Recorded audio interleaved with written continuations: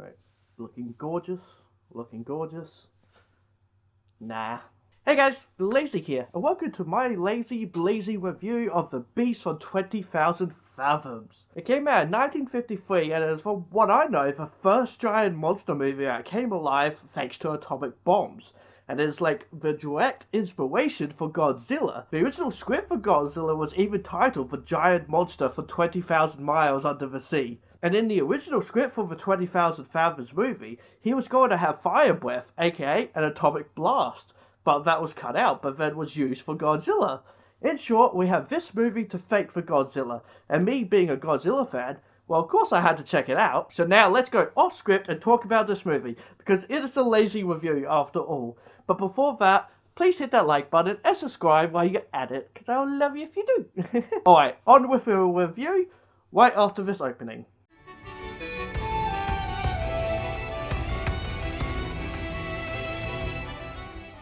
So I've been meaning to watch this movie for a very long time now, very long time. It's always very much intrigued me. There is one specific scene that we've all seen in movies. Like, this has been, like, we've seen, this particular scene has been showed off in a lot of movies. It's very much like a monster movie, kaiju movie scene that is pretty famous.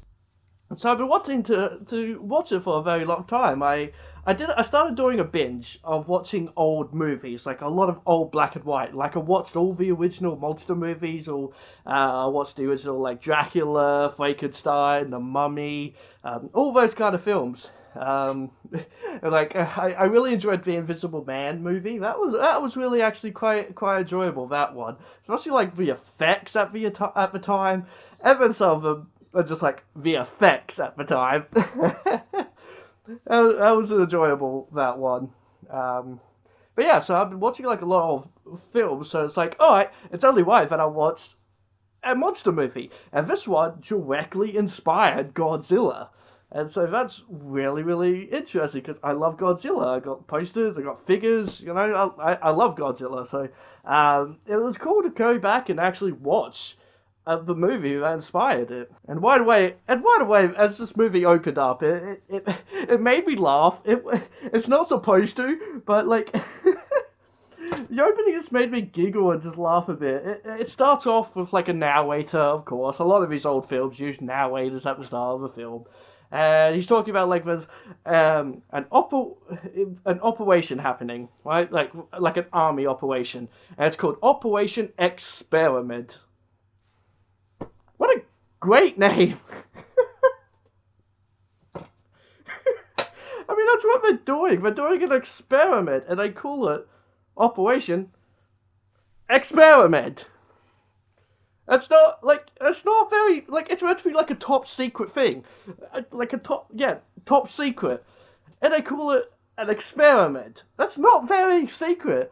I mean, I guess the secret is what are they experimenting on? What are they exactly experimenting? But it's not exactly a secret thing if you're calling it an experiment.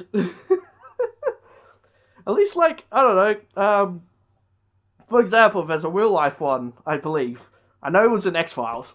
I'm pretty sure it's a real one. Called Operation Paperclip. What the hell does that mean? Who knows? That is very, a weird name to call something. But in this case, Operation Experiment is like, oh, well, I guess the army is experimenting again. It's not a smart name. It was not a smart name, and it made me giggle. So anyway, they're out in the Arctic, and the experiment is an atomic bomb. Because that's what they did back then. Good job. Yeah, so they set off an atomic bomb, and because of that, a giant monster gets unleashed. Now, it's not that it was created by the atomic bomb. Basically, like, it's told later in the movie. It's not really shown, but it's just more like, it's more or less just told that this dinosaur, it's a fictional dinosaur. It's not like a real life a dinosaur that did exist. They just decided to use their own creation, their own sort of thing. Which, fair enough. Can't blame them for that in the end. Which, I mean, I do appreciate, because then they could at least do their own little thing with the design and everything. They didn't just go for T-Rex or something, very classic T-Rex. No, they did their own thing and pretty much went for like iguana kind of design. And yeah, I like it. I like the design and everything. But they basically say it was frozen. It was frozen in ice, and the heat of the atomic bomb basically let it out, and it was still alive. And they basically just say, "Oh, bears hibernate." That's how it survived. Oh yeah, bears hibernate. They found like at one point apparently, and I think that's a real thing that they found woolly mammoths, and they all still had their fur and their meat and everything.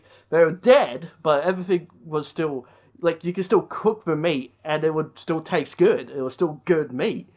So that would have been interesting. I think that's real. I'm not quite sure. I didn't do my research, but I think I've heard about that.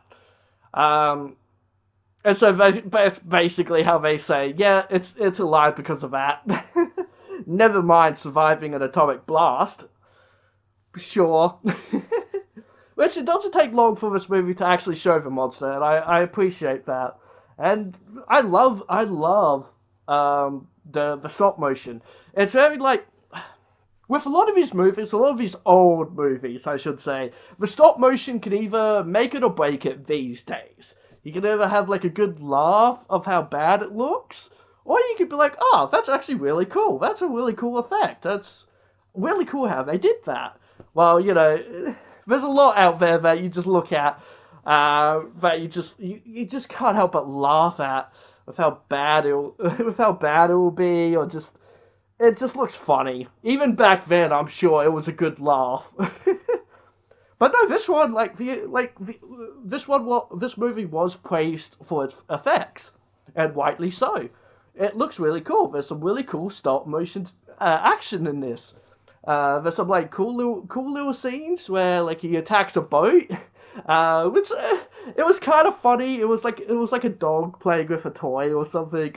But it still looked impressive, especially back then. I've seen a lot of like older films now, and some of them are pretty bad, some of them are pretty good, and this one is on a pretty good list. Definitely. And then yeah, that one it attacks a lighthouse, which is a very iconic scene. Because that was like this story is based on a book called like the Fog Horn or something. I can't remember. It's not the Fog. That's a whole different thing. It's called the Fog Horn or something, where a monster attacks a lighthouse, and they did that. That's pretty much the only part of the movie that is based on the book. From what I know anyway. But that was a really cool scene. It generally looks cool. It's very interesting. How I did all that, and it just looked good.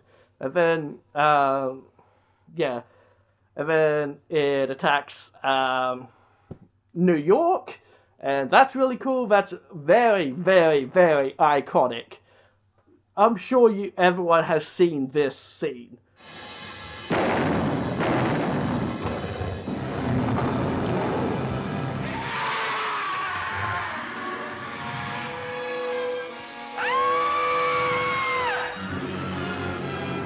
This makes me just go, why does everything I watch have "vor" in it? I didn't expect that to be my tagline. But it kind of is now, it kind of is. But yeah, very, very iconic scene. So it's cool to see the movie where this scene is from, So, anyway, with this movie, so they're out there in the Arctic and all that, doing like little experiments, or shall I say, a set. It's very obviously a set, and it's cool, I like it. It's great watching old movies. It really is, when you pick up those little things on like how they made it and everything. It's like, yeah, that's clearly just like a backdrop, and it's cool, it's cool. And so, blah blah blah. They go out to do tests or whatever. I don't know. They're all doing these weird things. Like after they let off the bombs, I'm sure it's fine to go near it. I'm a very, I don't know what that was. Like, I don't know why. I don't know what they were doing. Blah blah blah. Stuff happens, and this one guy does see the monster at one point very quickly. Just kind of runs past, and then he like blah blah keeps going, turns around, and there it is right there. And so we get a full look at it. It's like, oh, cool. That's how you respond to a monster. Ah, cool.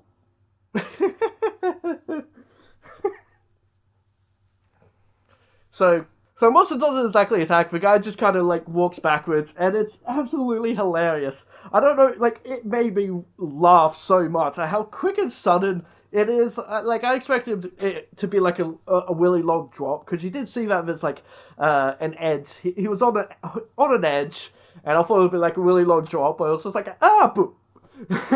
It's just like the sound, the quick drop. It's just funny.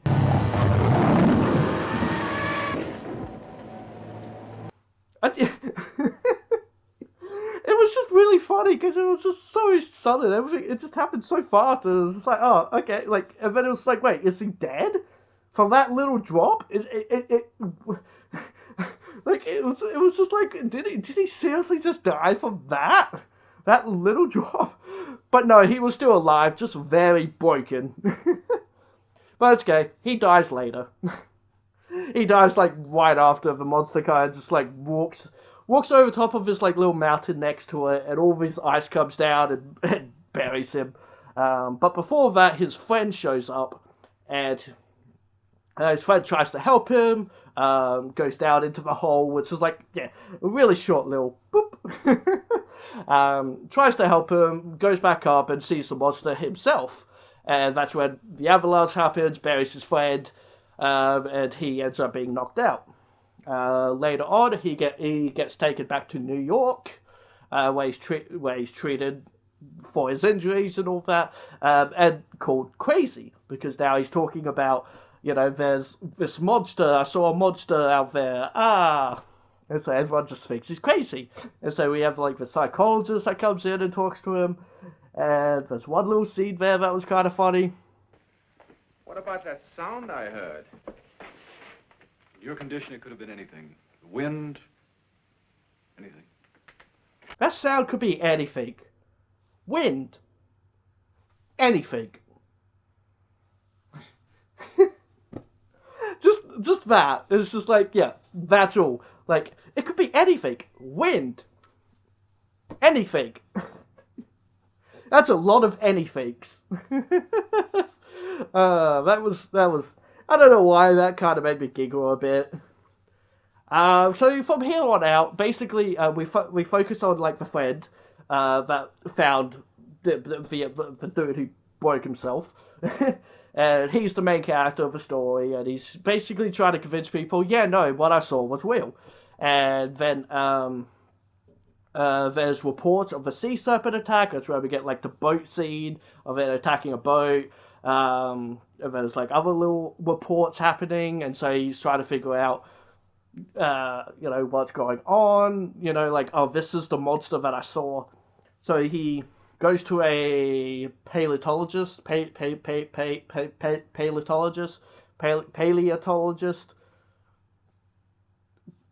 person who digs up bones.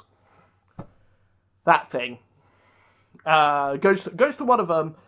Goes to like the expert on it and tries to convince him, but he doesn't believe him. But his assistant does, and so then him and the assistant try to figure it out. They go through like old drawings of dinosaurs and such, and then manage to find one that's like, oh, that's the one, even though like it's a made up dinosaur. But yeah, it's then just. Yeah. I'm sorry, this is a lazy review. It's all me trying to memorize everything. I don't memorize things. I don't have memory. I can't even talk.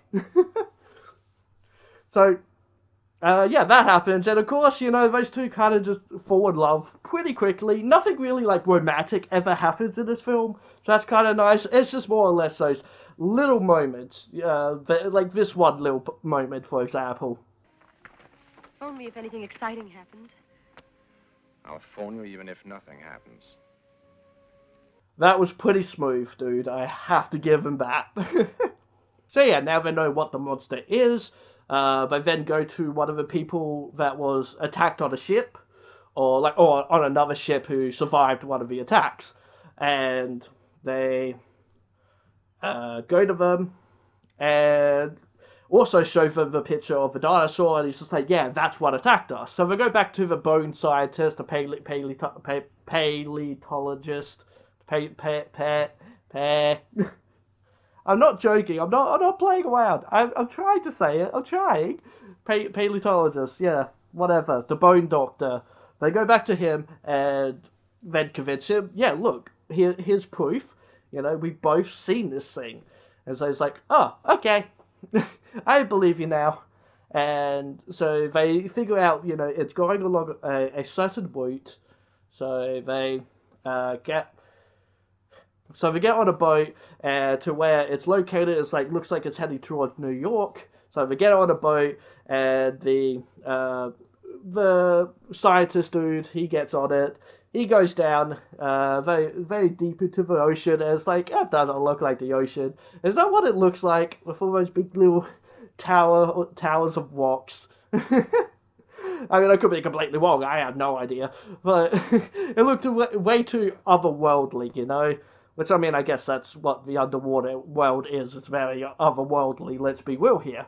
So they all go down. He's very excited. He's loving it. And we get a scene of clearly they're just in a tank of a shark and an octopus. Then they just whip each other apart, and it's like, did they just because it looks like we're just in a tank.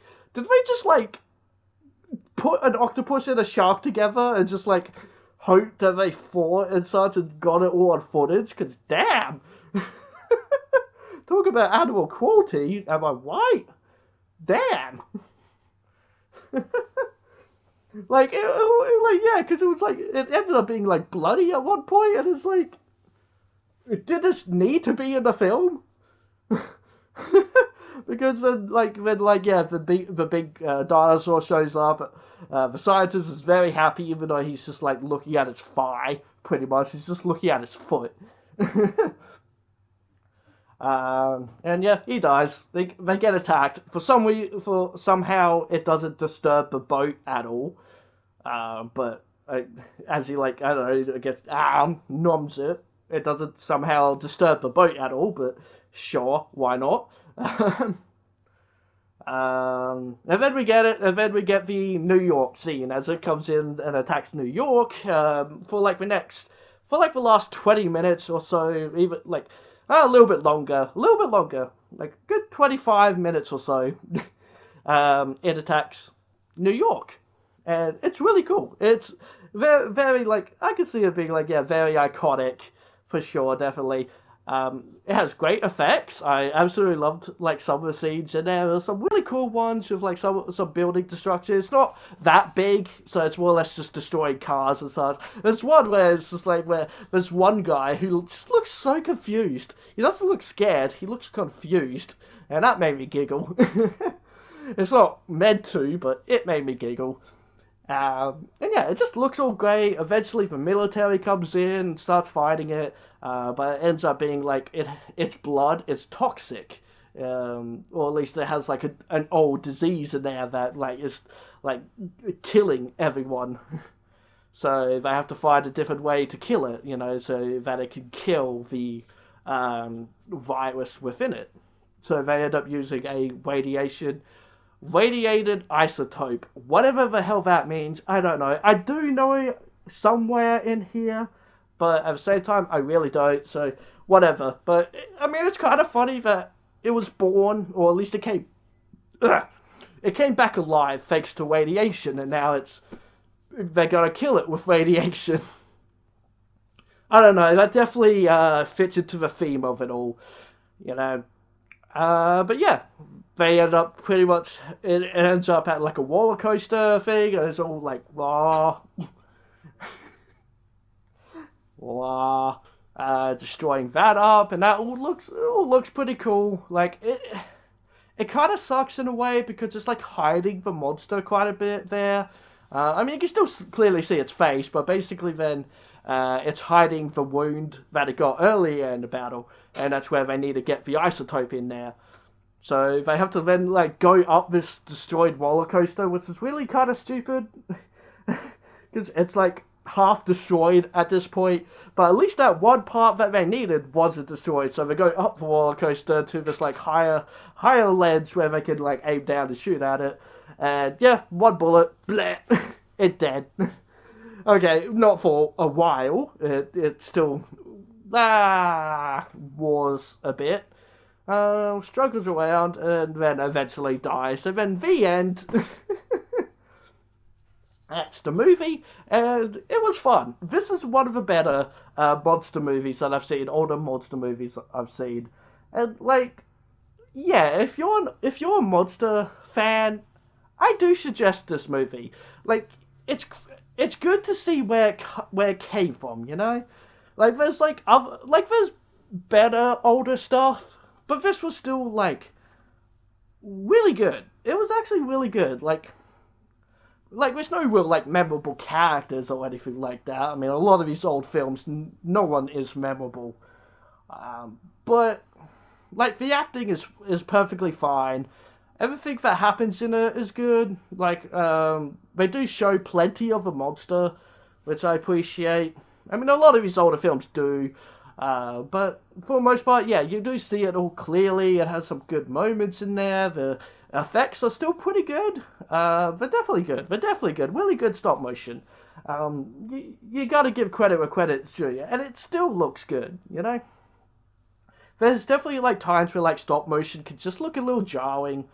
But no, it looks good here. So, I don't know what to give this movie, honestly. I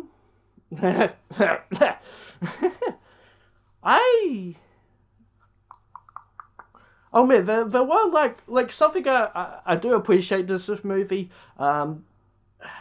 It was starting to get a little boring, but it's very much like a Godzilla movie. If you ever watch like the older Godzillas or like a lot of Godzilla movies, they'll have them at the start, and then it'll be non-stop talking throughout the entire movie, with maybe one little scene in the middle, and then more talking, and then the last 20-30 minutes of the movie are non-stop Godzilla. And that's what this movie kind of was. It had just a little bit more of the monster spruced out. That's not the word. Had at least like three moments in that middle. So you never really got bored. As soon as you start getting bored, they show the monster. It's like, okay, cool. I appreciate that. This movie was good like that. It had some good moments. Again, if you are a monster fan, go check it out. Go check it out. Man, I don't like. Yeah, I'm trying to think of a score for it because I would like to give it a score. At the same time, it's an really old movie, so it's kind of hard to score it, you know.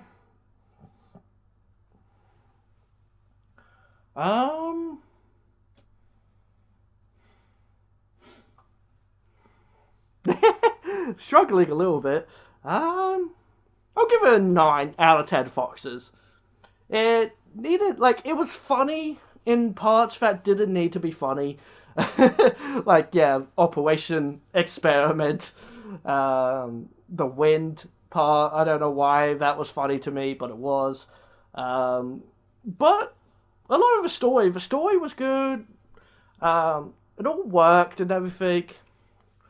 I think it just needed a slightly better ending, and just more destruction. Slightly better ending, more destruction. But for what it was good. So, guys, if you enjoyed this review, give it a like and subscribe to my channel because I love you if you do. Hit that bell icon, and VitoFox says, be who you want to be. Alright, guys, bye for now.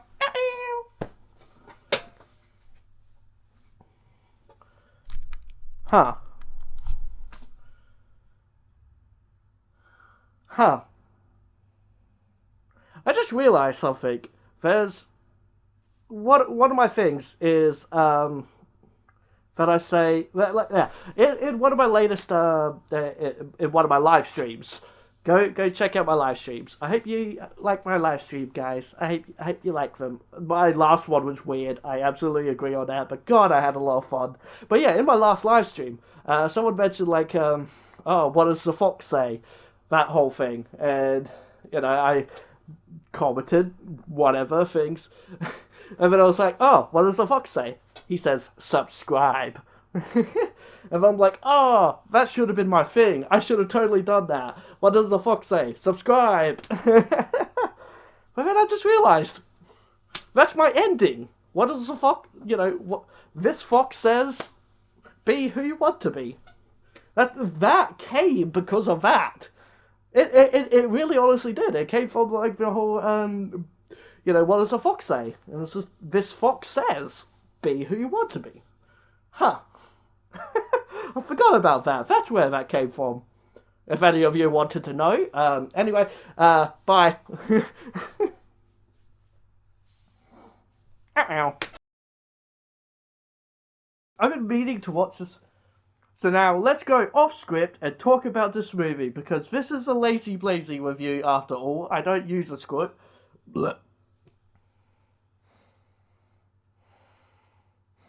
So now let's go. Start. Yeah. Blah blah. I'm tired.